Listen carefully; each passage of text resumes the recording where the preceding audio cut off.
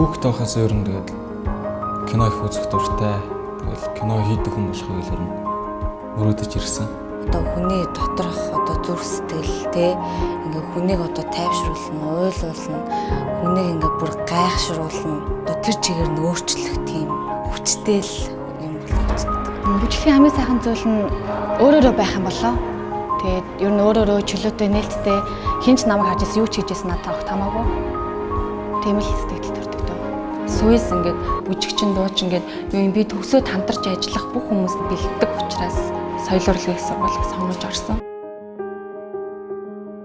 Жүжигчний мэргэжил бол манай уран чадрын багш Дэмбатар багш маань бол байнга хэлдэг. Энэ бол хүн судлалын мэргэжлээ.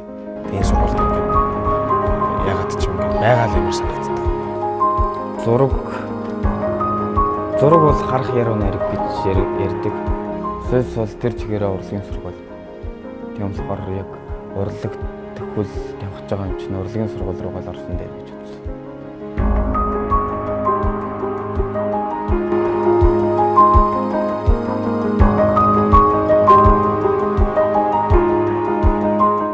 Дэлхийд